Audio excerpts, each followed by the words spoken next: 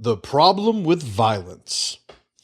What's up, folks? Justin Garcia, aka Master Chim, and I'm here with the white problem, white boy Patrick Kelly. What's up? And welcome to another episode of The Pressure Project. ThePressureProject.com is our website. Info@ThePressureProject.com is our contact email. ThePressureProjectMembers.com is our membership site. Check it out. All right, today we're going to talk about the problem with violence. Yes. Turns out the problem isn't one that we have. No, definitely not. The problem with violence is from the perspective of the weak ones. The volunteers. The volunteers. Yeah. They're the ones that we're going to be talking about today, and we're trying to, with today's episode, really figure out why they have this problem with violence. And we created a list. Yes. It's a good list. So the list we have is the top 5 problems people have with violence. What? That's interesting. I went eccentric on that title of the list. But what I've found, for the most part, speaking more generally in my experience, is I've always been around violence. It's something that's always been a component of my life in some capacity or the other. Growing up, I grew up in a very violent neighborhood, and I probably was at the more extreme end of what the violence in my neighborhood had in terms of experience. I was one of the kids that was always getting into fights. Yeah. You survived your adolescence. I survived my adolescence. I say that often. And the thing is, it wasn't something that I ever ran from. And I think when it came to my family situation, it makes sense why I was often in that role. My father being a dark-skinned Puerto Rican, my mother being a fair-skinned European-blooded white girl from Brooklyn. Yeah. It's something that my brother and I, and we moved a bunch, my father looking for work as we were younger. It was something that I was always sort of forced into, finding these new situations, trying to make my way, and often feeling I had to defend, my reputation, my younger brother at the time, and so it was something that I was used to doing. It was, there's only so many new schoolyards you find yourself in. Where you're willing to sort of, tell yourself sticks and stones. Yeah. Break my bones. It's like, you know what? The next time we move, the first guy to say something is getting punched in the fucking mouth. Right in his mouth. And that's exactly how the formulas that I was running, were developed, And for you didn't really fight much. I mean, it wasn't, I would say the stakes were lower, but I fought all the time. But it wasn't like. But I don't mean against I'm talking like your bedtime and shit like that. No, I'm talking about Point Pleasant, Jersey Shore, motherfucker. I'm talking, not like that. No, but I'm saying we fought all the time. I fought at school all the time.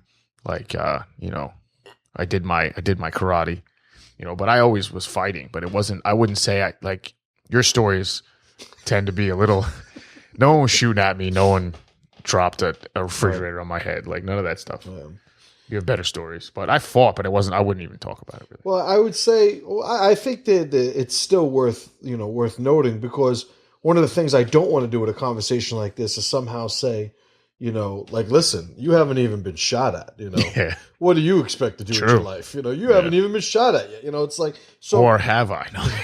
So the whole thing is, it's the universals that I think need to be acknowledged and supported to some extent where violence is concerned.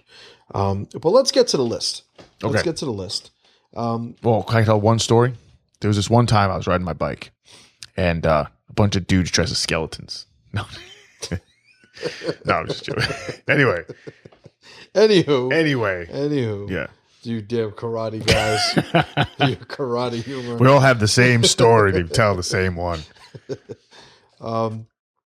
So the top 5 problems people have with violence. Here's our list. Yeah. All right, we're gonna start off with number one. Makes sense, right? Yeah, number one. And they're not in any order, any descending True. or ascending order. It's just 5 observations. Yeah. I would say number 5 is a little bit conclusionary. Yeah, I would right? agree. But you guys know what the hell I'm talking about. All right. Number 1, they don't see it. Right? They don't see violence. Yeah. Nowadays. So what do I mean by that? I mean, there's no hunting. There's no defending the homestead.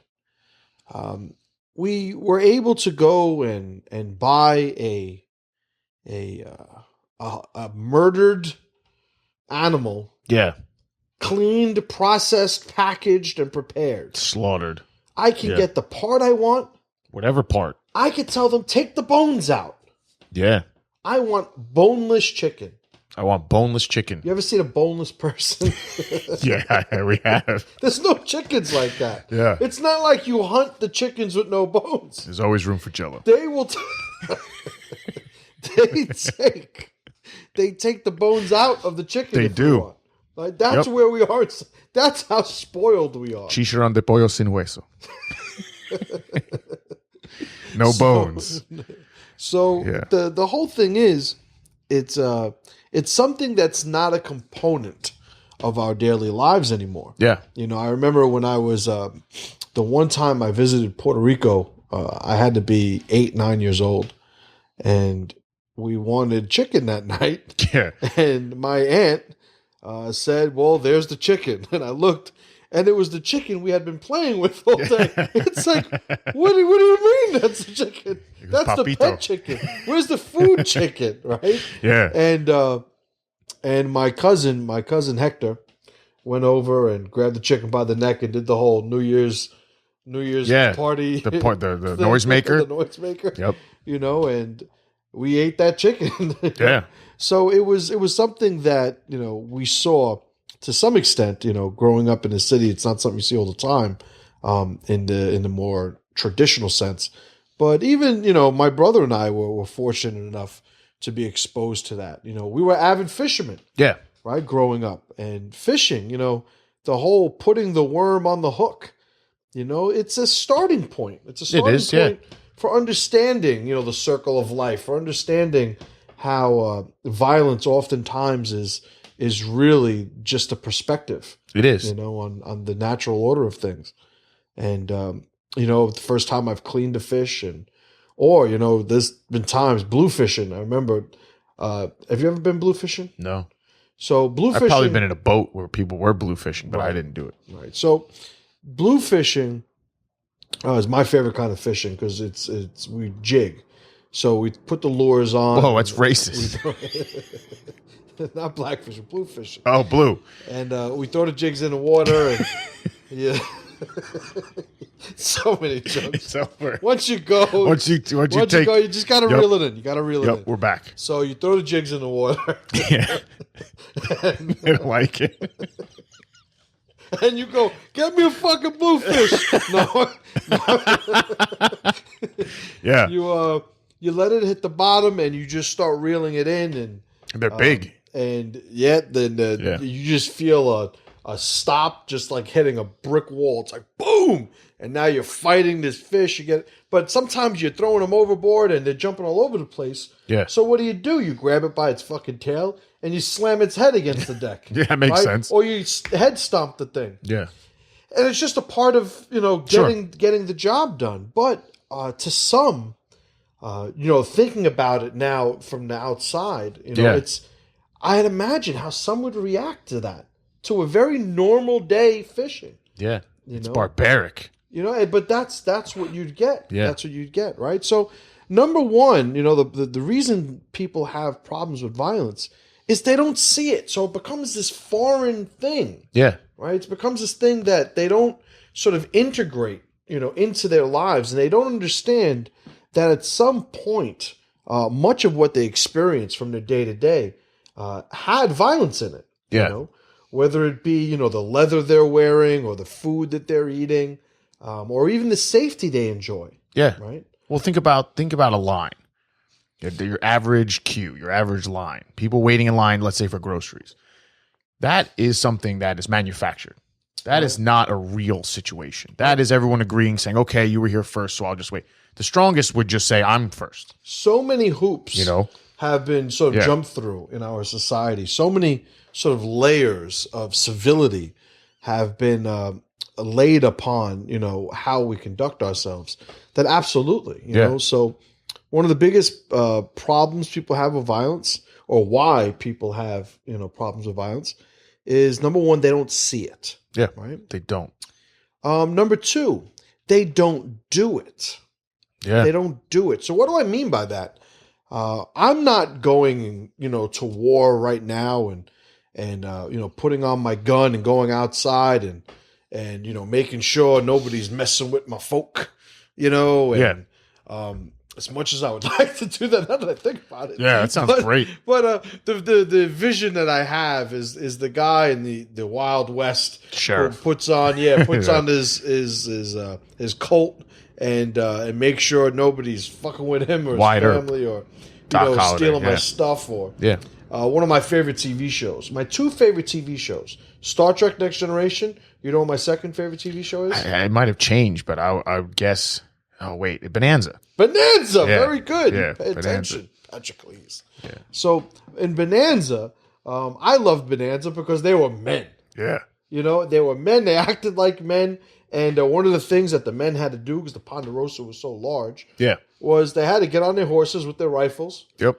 And they had to make sure everything was going all right. They had a patrol, Every once in a while, they'd find somebody and they'd get into some stuff. And, they had to do what they had to do. Yeah, handle business. But the thing is, nowadays, we don't expect to have to do that. Or at least not all of us. But, we need to find a way to do something in its stead. So, number two, the reason why people have so much of a problem with violence is they don't do it. Yeah. So now I always talk about, every man should have a relationship with violence. Correct. Sometimes it's out of necessity, but sometimes sometimes it happens just by virtue of circumstance. But other times, in lieu of that, it needs to be something that we pursue. Right? Yes. Martial arts training. Right? Yeah. We if you guys have been paying attention to the Warrior Continuum series on the membership site for you members, you understand how these things build on one another. And it gets to the point where you actually have to do something. Yeah. Right? Because when you do it at a minimum, even if you don't do it well, right? And at the beginning, nobody could be expected to do it well. Yeah. But at a minimum, it is something that is no longer foreign to you. Correct. Right. So I always talk about my test for guys when I know they've been in fights before. Yeah. And usually, like in the school, when you have a new student, and it's when you grab them, right? You grab them suddenly. Do they wilt or do they sort of fortify their stance? Yeah. And it's just a little test that works all the time. 90% of the time works every time. 90% of the time works every time. Does. I would tell you my my test for loose women. No. You drive it works. Okay. 80% of the time, works every time. Okay. You drive down the street and see a girl walking by herself. Okay. Beep the horn. Yeah. She looks, boot down. 80% of the time works every time. That's funny. Right? So anyway, it's a little extra power. Just throwing that out there. That's free. Power. You don't. That's Freebie. free of charge. Freebie. Train your daughters properly. Correct. So, number two, why people have problems with violence. I've changed the title about 6 times so far. It's all right. You understand what I mean? They don't do it. They don't have that relationship. And therefore are unprepared. They wear flip-flops. Flip-flops outside, walk around flip-flops. They go outside and they think it's, there's no way something bad could happen to me. Yeah. Their relationship with violence becomes when people do it to them. That's the only relationship they have. I don't understand. Yeah. So, number three, why people nowadays have a problem with violence. Yeah. Number 3, they have others do it for them. They do. So there's no motivation to even build a relationship. Because they're taken care of. They're protected. Why do I have to learn how to fight? Yeah. If I have an issue, I'll call the police And Yeah. I will ask that bad man to wait until they are here Yes. to settle this.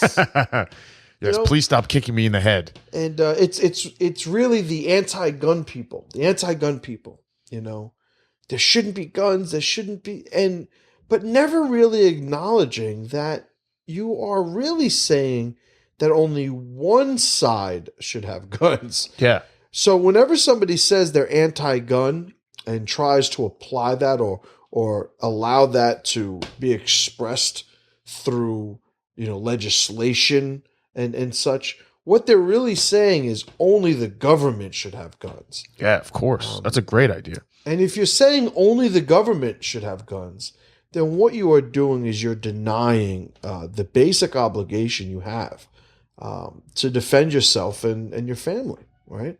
So, the people that have others do it for them, there is that disconnect in application, which eventually leads to a complete disconnect mentally, Yeah. right? In preparation. In preparation, Yeah. but also obligation, True. right? It's not my responsibility to defend my Right. family. What No are you way. talking about? Cops are the ones that should have guns. 911. That meme was great. Right, the Yeah, 911 the call. 911 was one of the best ones. 911. Get your weapon? What weapon? Right. Like that one's all. I don't have a The weapon. weapon you're trained in. Yeah, well, I'm not trained in any weapons. you fucked up a long time ago.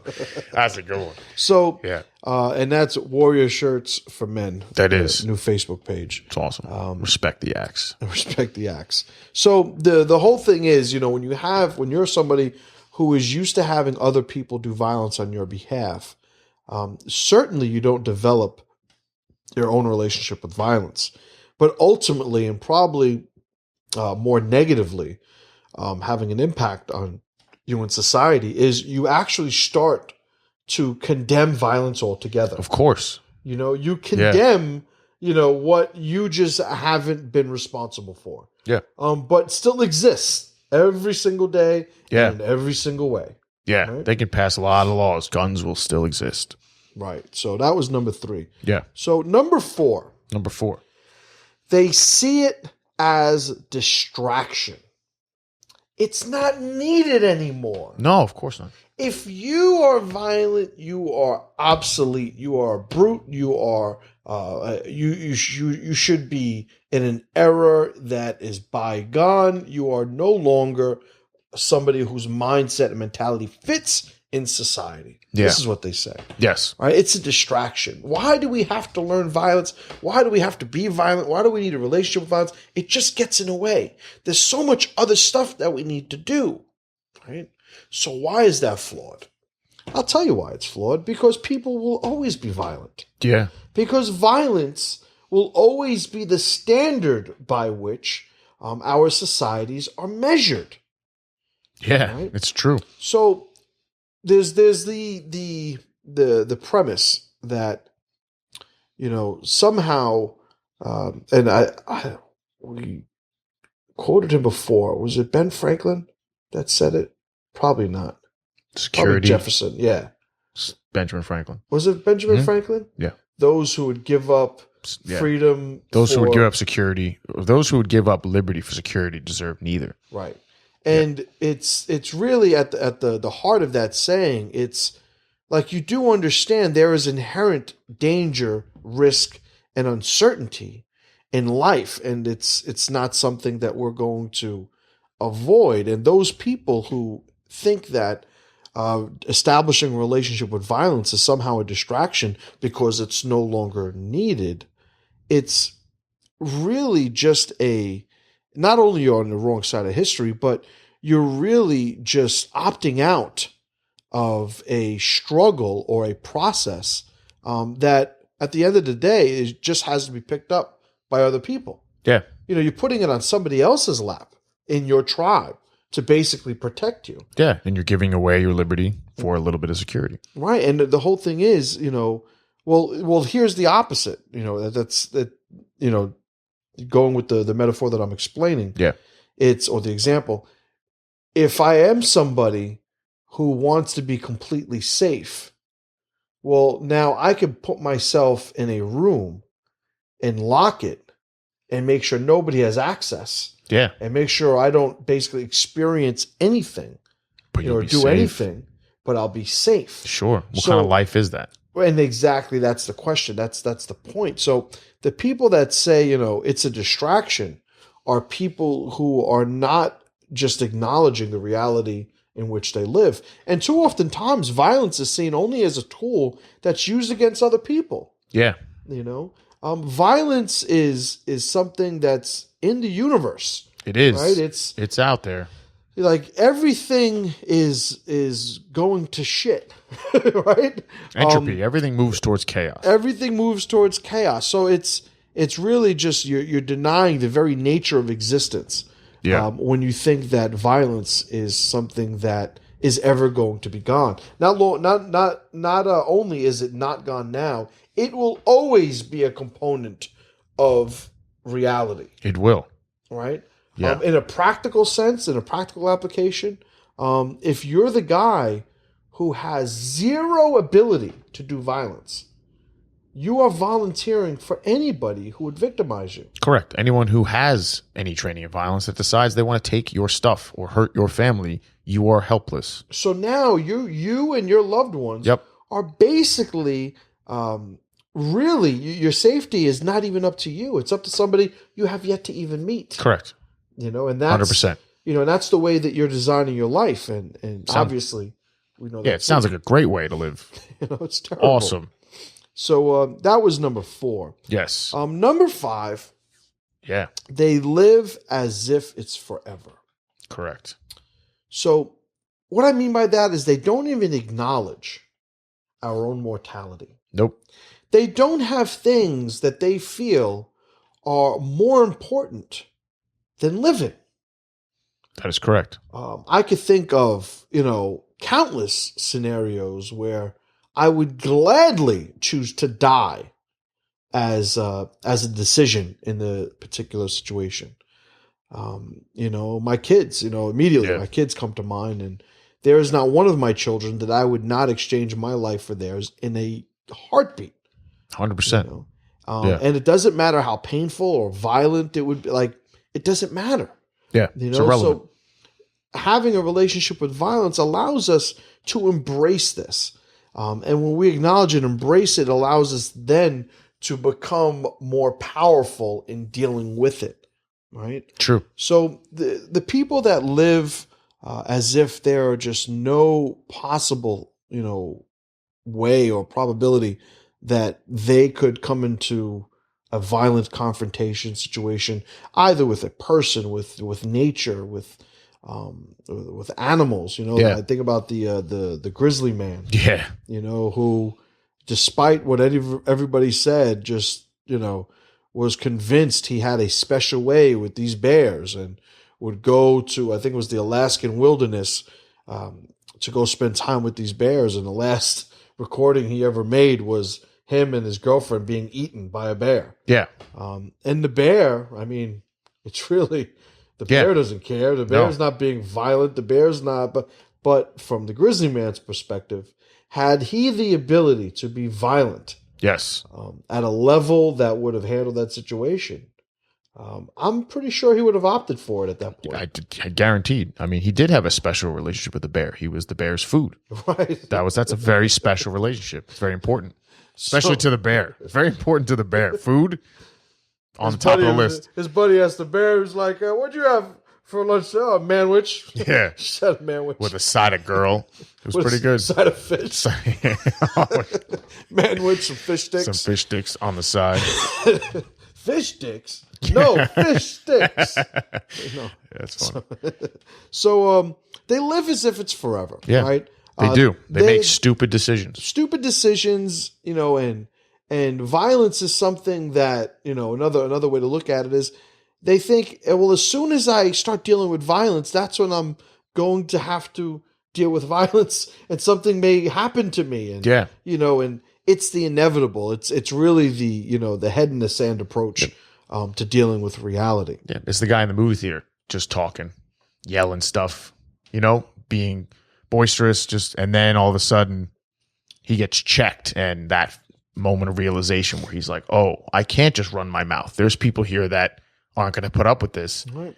And It's like Or the girl, it's about to get very real, and they don't know what to do. or the girl walking down a city street in a bad neighborhood at 2 a.m. by Yeah, by herself, herself. drunk. Great idea. It's Great idea. You could all day long think about what could, should, would, but at the end of the day, if you don't respect reality, Yeah, reality is going to check you. it is. And when we think about this on the front end, beforehand, it puts us in a more powerful position to prepare for these things and Protocols. to not crumble. Yeah. When faced with them. Yeah. If you have an established set of protocols and you know certain situations you're not going to put yourself in, then you're ahead of the game. Right. These people, they don't care. They just do whatever. Some people only want to train for the life that they're comfortable with. And, without that, obviously we say pressure to power. Yeah. But without that adversity, discomfort, pressure, you're never going to become more powerful. Or there's certainly a limit to the power that you're going to be able to develop. Yeah. And I would argue that limit falls short of what it takes to survive in the real world. True. You always say if you're not uncomfortable, you're not training. Right. That's just a fact. Right. Absolutely. Absolutely. So just to reiterate the list, these are the top 5 problems people have with violence. Number 1, they don't see it. Number 2, they don't do it. All right. So number 1 was they don't see it. They don't hunt anymore. They don't have to defend themselves. They don't have to shoot people in the face. They're like the guy in the chair from Wall-E. Exactly. Like they're just floating around in the chairs. Exactly. Don't have to do anything. Don't have to walk anymore. They don't do it. Yeah. They don't do it means they don't have a relationship to build an understanding. They're not training in the martial arts. They're not, fighting. They're not doing anything. Maybe hunting. They're not doing those things that would at least allow them to establish a relationship with violence. Yes. Number 3, they have others do it for them, which means there's no motivation to build a relationship with violence. I'll have him do it. This is the guy. We have one friend in our whole crew that knows how to fight. Yep. Anything happens, we call this guy. Hope he's there. Hope he's there. Yeah. And it's a move away from self-reliance, which is something that obviously we want to foster in a tribe. It's a losing formula. Number 4, they see it as a distraction, meaning they don't even think it's needed anymore. They think that we're past that somehow. The universe will never be past its move towards chaos, right? The universe will never get to the point where things aren't looking to break down. Conflict, right, is not an integral part of reality. It's just the universe we live in. It's the reality we live in.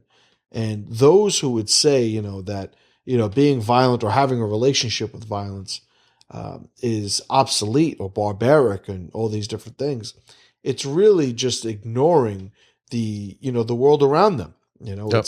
It's choosing to live in a fantasy world that you have no power to create, right? Yep. Just bury your head in the sand and wait for your fucking prom. What's that for? Breakfast Club. Breakfast Club. Good movie. So, number 5, they live as if it's forever, meaning they don't even acknowledge our own mortality. Nope. We've spoken about them quite a bit. We're talking about the guy Christopher Mintz. Yeah. Who was the gentleman who moved on the shooter in the Oregon Community College shooting and got a couple of people to safety. The specifics are still coming out, but basically put himself in harm's way, got shot 7 times. Yeah. Fortunately, he's going to survive. Yeah. And he's on his road to recovery. But he didn't think he was going to live forever. Definitely not. The 2 soldiers that were in France on the train when the guy came out with the AK. Yeah. I heard the one guy telling his story, I think it was on Jimmy Kimmel or something. Okay. And he was talking about, what exactly happened. And he said, which, every once in a while, the heart fire starts going. He said that he was sitting down in the train and he saw the guy with an AK and knew exactly what was happening. And he said, but I wasn't about to die sitting down. Yeah, I'm not getting. And got up and made a move. And he said, as I'm moving towards him, I was expected to get mowed down. Yeah, but you have no choice. He said, when I got to him and I got my hands on the gun, Yeah. I was like, oh my God. You're like, awesome. I actually made it. He's like, I did it. He Well, I said, mean, would you rather die bullets in your back or bullets in your front? Like, I'm Yeah. gonna get shot in the chest, not in the back. And the whole thing, and the whole thing is too, and I think it's worth noting that what we're saying is really just the standard that we think should be upheld. Yeah. When the day comes, we train every day. We train our bodies, our minds, to make that right move. Yeah. To make that proper move. Yep. But we also know that the stronger our society is, the more likely we are to be consistent in our intentions. I remember watching a movie. I think it was Saving Private Ryan. It might have been Saving Private Ryan, where in preparation to go to war, there was one guy who was super brave, super tough, and there was another guy who was a sort of a wise ass, like, almost mischievous, malcontent. But when they were in the shit, when they were actually, on the other side and actually in combat, who you expected to be the heroes, based on how they were acting in preparation, were completely different from after it happened. So I fully acknowledge that, intent is only ever going to be intent. Yeah. And until you're actually in the situation to make it happen, none of that credit is warranted. But when you hear about these stories of guys, stepping up and putting their lives on the line just because they refuse, to bow down to the presence of violence. Yeah. These are the people that need to be propped up and hailed as heroes. Correct. That affects, our society, and it really raises that standard, for everybody to, to abide by. Right. 100%. So that's our list. Yeah. Let's move on to the pressure player for this episode. And the pressure player is, this is 4 times now? Yeah. 4 times. Mr. Jack Donovan. Yeah. And the reason why Jack Donovan is a pressure player for this episode is because he is really probably the one most significant outside influence to have gotten this started. Yeah. And his phrase, I've told this story before, his essay on violence is golden. Yeah. Was something that I had read, and I'm sure, all of our listeners had seen it at some point. There was like a Viking face, and then this, violence is golden. Yeah. And then this just incredible, essay, poem. What do you call it? I don't know. It's not, I think an essay. Essay is appropriate, right? Yeah. And in Violence is Golden, Jack makes just an incredible case for, violence being the golden currency of reality, and how much like we've gone over in this episode, how even if you're not doing it directly, make no bones about it, it's being done on your behalf. Yeah. And every single time, you threaten somebody with law, what you're doing is threatening them with violence. Yes, because you are. ultimately that is the currency that will be exchanged. Yeah. There will be blood. So one of the things that I love about Jack's work is he is very adept at eloquently putting together these pleas for accepting reality for what it is. Yeah. And he looks at the relationships amongst men as probably the most effective illustration of these universals that we can see. 100%. Violence is golden, is something that everybody should read. We'll put a link on the show notes page. And it's one of the reasons why I was motivated to pursue his work, right? Because I had read that and I saw the picture. Yeah. And Jack Donovan sounds like, I think Jack London. I Yeah, think it's like good. the It's a good name name. Donovan is an old name. Like I'm thinking this guy's from the 19th century, 17th century, 19th. Yeah, exactly. And meanwhile, he's He's a a contemporary. tattoo guy up in Yeah, the Northwest. yeah, which um, is good. but and I hold tattoos in high regard, Jack. Don't think I'm saying that in a True. derogatory way. But he, when I found out he was a contemporary, I went and I looked and found his book, The Way of Men. I'm looking at it right on my bookshelf right now. Yep, there it is. And it started, this whole thing for me. And one of my my my chief motivators is not only tribal design and studying the subtleties and nuances of tribal dynamics, but it's really navigating and using the tribe to navigate the violent nature of reality. Yeah, And how we can empower ourselves to really control and manipulate what violence is and how it affects us. The more our tribes, become stronger. So, Jack Donovan, pressure player, awesome. for this episode. Yeah, So, have you ever read Violence is Golden? yes, and the Way of Men, and then what was the audiobook called? Sky Without Eagles? Yeah, that one too. Right. So I think the Violence is Golden is in the Sky Without Eagles. It is. Yeah, And might be the first. I don't remember. and I take complete credit for there being an audiobook. And Jack, I already told you this, so get over it. Yeah. Because I told him, yeah. I said, listen, you're not gonna. People aren't gonna want to read. We need to help the non-readers. Yeah, Because unfortunately, there are a lot of them, right? And I like his his delivery, and it's good. it came off solid. It came off solidly. Yes. So it's it's something that I try to make everybody listen to that I can. It's awesome. So unicorn. The unicorn for this episode is not an individual, but a movement, and it's the anti-bullying campaign. Yeah. Now, this is one of the things that really, really pisses me off. And it pisses me off because I am directly connected with this movement. Yes, true. With my martial arts school, with the fact that I own 2 schools, I do consulting work. I also have 4 children. This is something that I'm very directly connected to. And when I see who is leading the charge or really controlling the message of what should be done for the bullying epidemic in this country, I see the blind leading the blind. Yeah, it's pretty bad. And for the most part, my big problem with it is that they ignore the nature of reality. They would be people who fall under the category of all 5 of these lists. You have weak people who either grew up not understanding what bullying is, or were maybe traumatized and never got to understand both sides of the equation.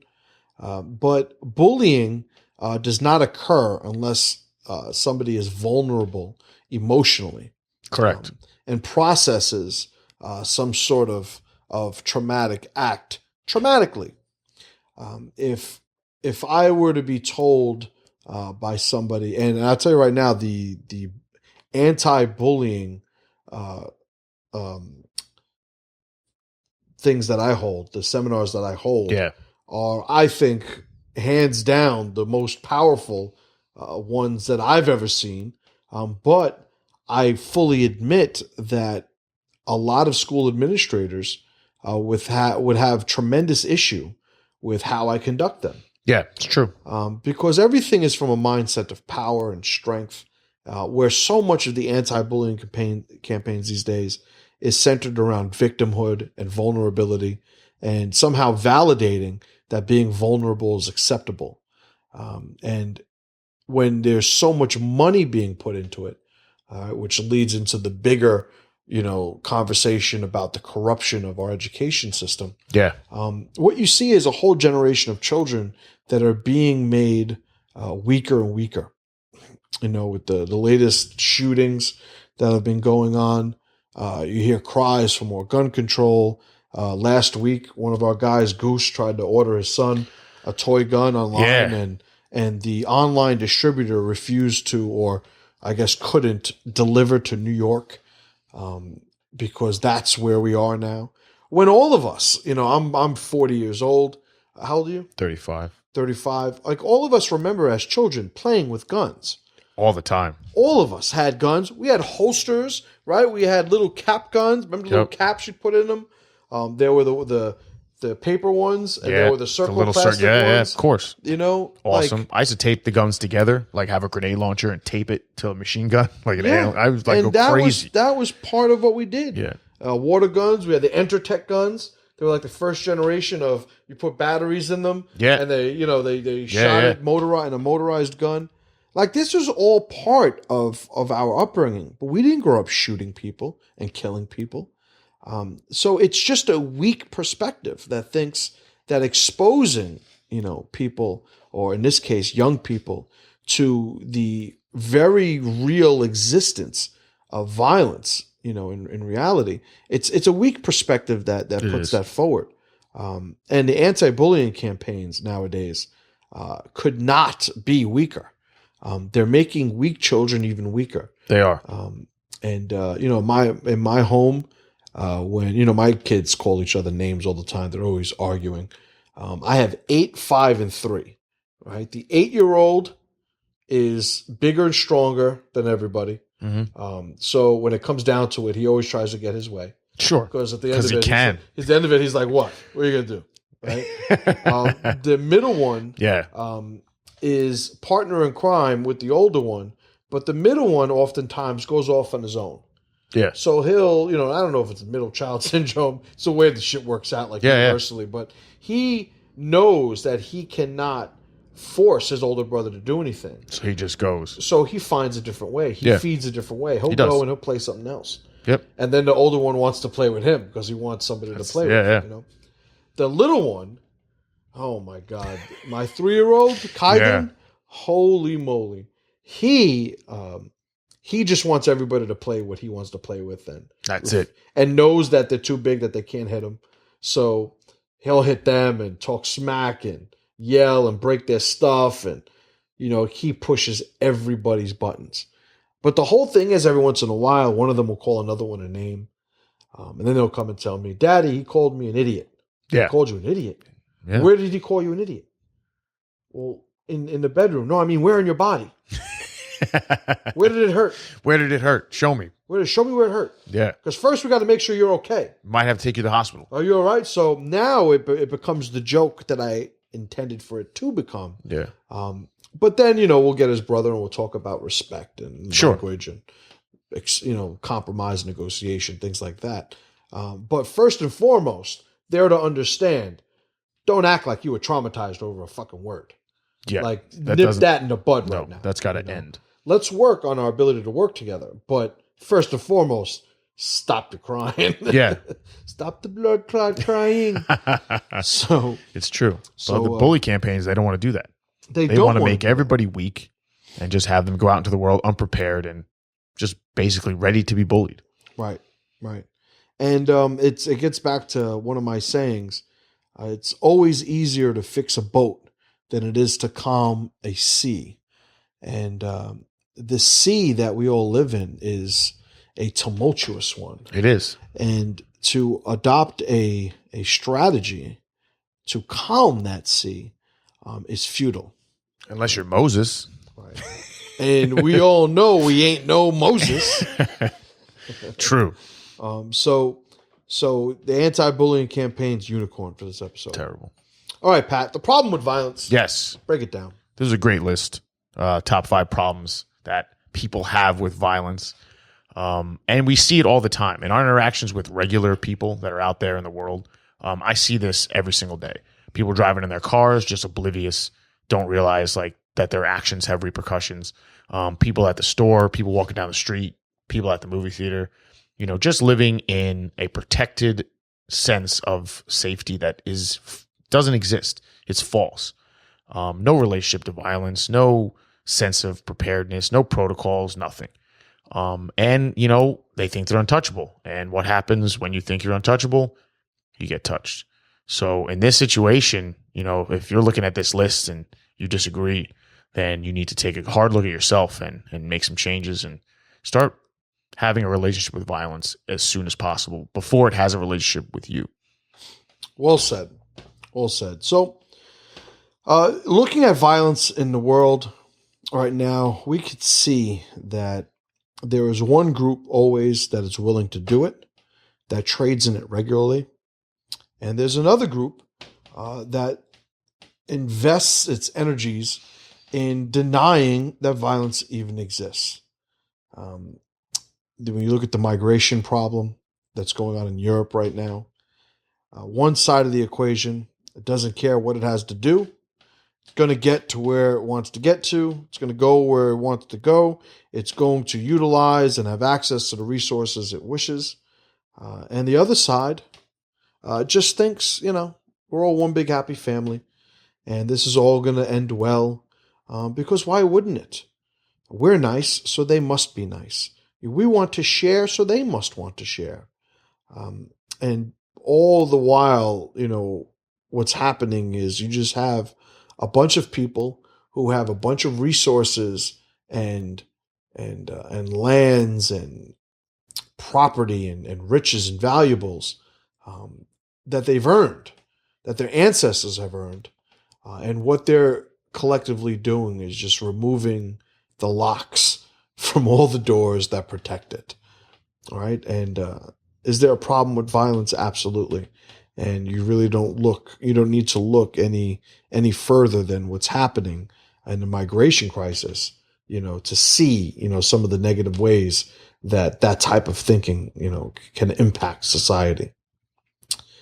Thank you folks for listening. It's been a hell of an episode. I enjoy talking about this, obviously, and I'm sure you guys do too. So if you have any feedback, feel free to send it to us at info@the jungle gym. That's my school. Don't send it there. Don't send it there. info@thepressureproject.com. Yeah. And we do look forward to hearing those messages from you. So thank you folks for listening. We look forward to speaking to you on the next episode. And as always, brothers, pressure to power.